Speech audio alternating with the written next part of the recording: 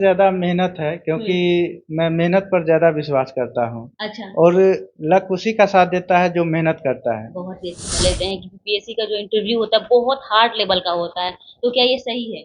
नहीं, ऐसा नहीं है क्योंकि बीपीएससी का जो इंटरव्यू होता है वो आपके ऐसा नहीं है कि जो वो पूछे वो हम जानते हैं। जैसे हमसे पूछा गया कि गोल घर जो बनाया गया उसमें क्या डिजाइनिंग इंजीनियरिंग डिफेक्ट था, अच्छा। तो चूंकि हमें नहीं मालूम था। हुँ। उसके बाद ये भी पूछा गया कि गोल घर में कितनी सीढ़ी है, वो भी हमें नहीं पता था, तो मैंने सॉरी सर करके जवाब दिया। इंटरव्यू के लिए गए थे तो सवाल क्या-क्या किया गया था? हमसे पहले सवाल पूछा गया था कि आप जब 2009 में ग्रेजुएशन किए हुँ। तो अभी तक क्या कर रहे हैं। अच्छा, तो फिर आपने तो जवाब क्या दिया? फिर मैंने बताया कि मैं 2011 से लगातार जॉब में है, तो जॉब के बारे में पूछा गया हुँ। और खासकर जो वर्तमान में जॉब है योजना सहायक, तो जो भी योजना आयोग पहले थी अभी नीति आयोग है उसके बारे में ज़्यादातर क्वेश्चन हमसे पूछा गया। तो मेरे गांव के प्राथमिक विद्यालय से हुई है। सरकारी से एक पढ़ा हुआ लड़का रेलवे में तैयारी किया खुद पढ़ के।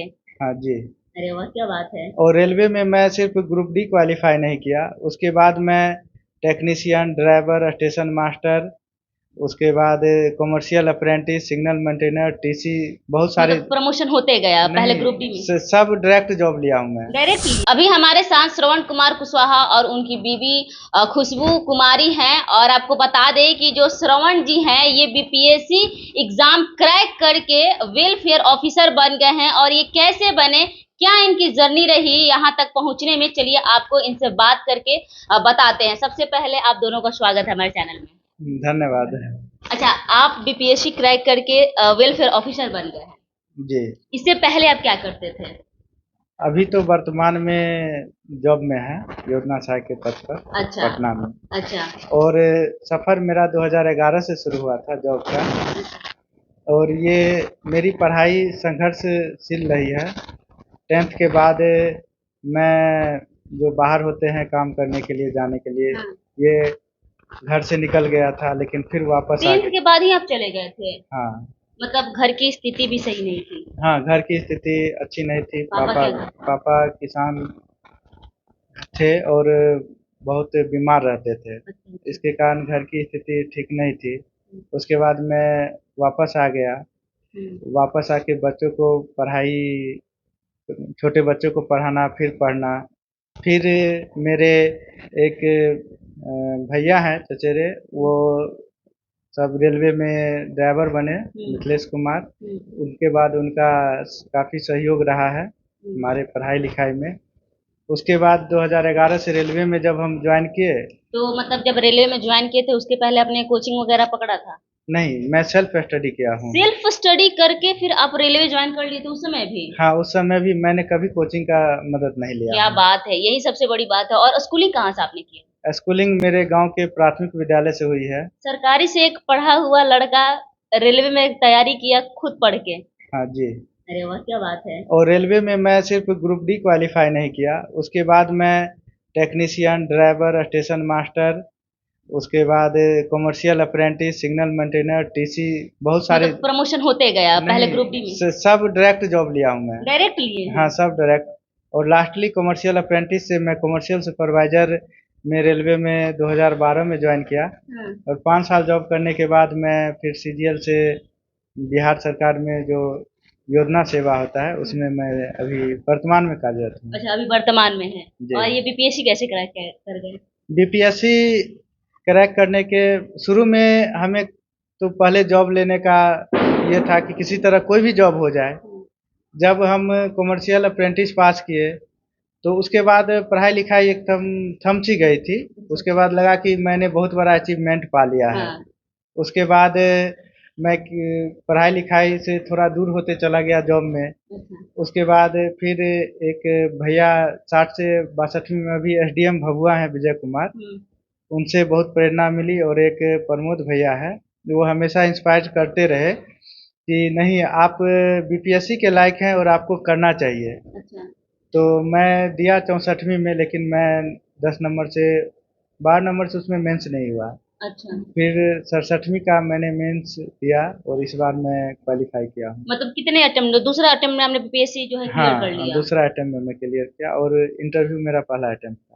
इंटरव्यू पहला ही अटेम्प्ट था? हाँ जी। अरे वाह, क्या बात है! ये है जहाँ हमारे बिहार में हजारों बच्चों का जो है ये जो है सपना होता है बीपीएससी क्रैक करने का, बीपीएससी का भी तैयारी कर रहे होते हैं, लेकिन किसी न किसी वजह से जो है वो हार जाते हैं कि अब हमसे नहीं होगा, या सिस्टम के आगे लाचार हो जाते हैं। तो आपको कुछ सीखना चाहिए श्रवण जी से कि किस तरीके से, खैर आपका इसमें लक भी बहुत ज्यादा साथ दिया है।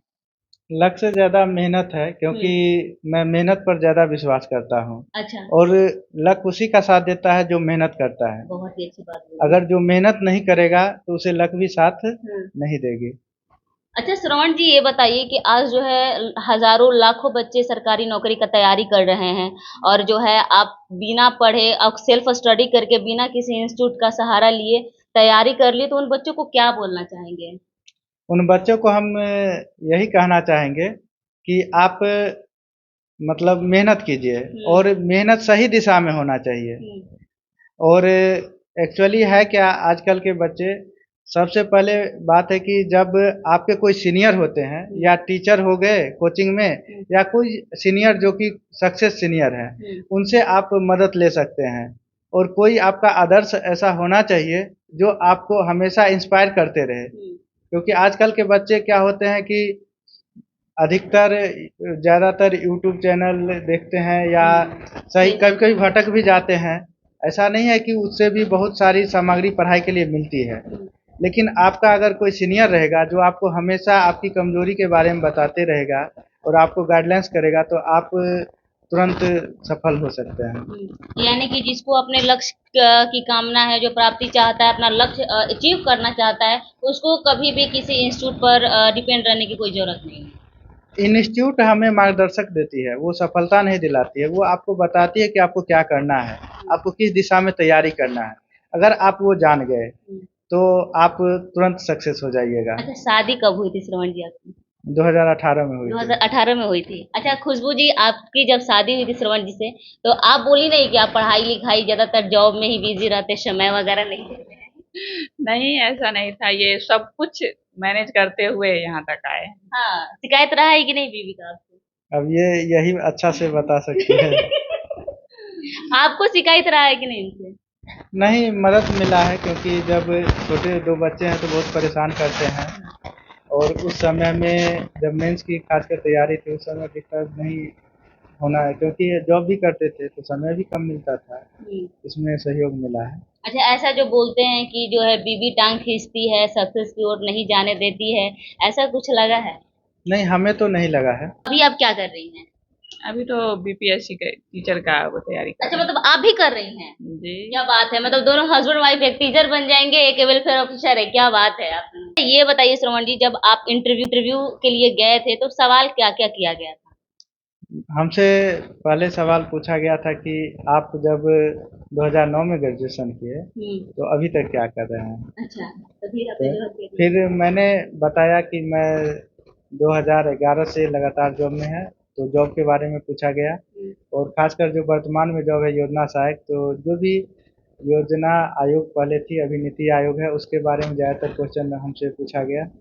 उसके बाद भारत कनाडा संबंध वर्तमान में क्या है, कनाडा के प्रधानमंत्री जो भारत पर जो आरोप लगाए हैं खालिस्तानी आतंकवादी को मर्डर को लेकर, उसके बारे में, और जो महत्वपूर्ण अमेंडमेंट हुए हैं कॉन्स्टिट्यूशन का, संविधान का, उसके बारे में ज़्यादा क्वेश्चन हमसे पूछा अच्छा, गया। बहुत लोगों का ऐसा जैसा मानना होता है या सोचते हैं, धारणा बना लेते हैं कि बीपीएससी का जो इंटरव्यू होता है बहुत हार्ड लेवल का होता है, तो क्या ये सही है? नहीं, ऐसा नहीं है क्योंकि बीपीएससी का जो इंटरव्यू होता है वो आपके, ऐसा नहीं है कि जो वो पूछे वो हम जानते हैं। जैसे हमसे पूछा गया कि गोल घर जो बनाया गया उसमें क्या डिजाइनिंग इंजीनियरिंग डिफेक्ट था, अच्छा। तो चूंकि हमें नहीं मालूम था। उसके बाद ये भी पूछा गया कि गोल घर में कितनी सीढ़ी है, वो भी हमें नहीं पता था, तो मैंने सॉरी सर करके जवाब दिया। और क्योंकि वो आपको देखना चाहते हैं कि जब आप कुछ क्वेश्चन नहीं जानते हैं तो आप में क्या धैर्य है, या आप अपना आपा खो देते हैं, या आप कैसे हैंडल करते हैं सिचुएशन को। मेन स्किल टेस्ट होता है वहाँ पर, और आपका प्रेजेंटेशन मायने रखता है कि आप वो 10 से 15 मिनट का जो इंटरव्यू होता है उसमें आप कैसे प्रेजेंट कर अपने आप को कर पाते हैं। उसके बाद आप क्या जानते हैं ये तो उसके बाद है। अच्छा, मतलब सबसे ज्यादा जो है पीडी मायने रखता है। हाँ। अच्छा, और ड्रेस सब क्या मतलब कैसा रहता है, फॉर्मल ही रहता है? हाँ, फॉर्मल ड्रेस। अच्छा, आप जब गए थे इंटरव्यू के लिए तो हेजिटेट थे कि नहीं? नहीं, थोड़ा फर्स्ट इंटरव्यू था तो थोड़ा लग रहा था कि कैसे इंटरव्यू, मतलब हम जाएंगे, थोड़ा डर था। लेकिन जैसे ही मैं अंदर गया तो मैं पूरा कॉन्फिडेंट हो गया? हाँ कॉन्फिडेंस हो गया, और लगभग मेरा इंटरव्यू अच्छा गया, और हमें उम्मीद है कि हमें 80-85 से ऊपर मार्क्स मिला है। अरे वाह, क्या बात है। अच्छा, मतलब होप था कि आप जो एक दो सवालों का जवाब नहीं दे पाए थे तो आपका जो है सिलेक्शन हो जाएगा? हमें उम्मीद था कि जो सवाल का मैं जवाब नहीं दे पाया, ये हम पे एक प्रेशर बनाने के लिए ऐसा किया गया कि आप मतलब इससे नर्वस होते हैं कि नहीं। अच्छा। हाँ, लेकिन मैंने उसे मुस्कुराते हुए उस सवाल का सॉरी सर बोल के चल गया। हाँ, यही सबसे बड़ी बात होती है इंटरव्यू में। जी। चलिए, बहुत अच्छी बात है। पढ़ाते समय आपको डांटते हैं कि नहीं? नहीं, डांटते नहीं। अच्छे से पढ़ाते हैं? जी जी। अच्छा, डर लगता है कि नहीं, पति होने के बावजूद अगर टीचर बन जाए तो क्या डिफरेंसेस रहता है? आप ही गुस्सा हो जाती है उल्टा कि यही होते हैं?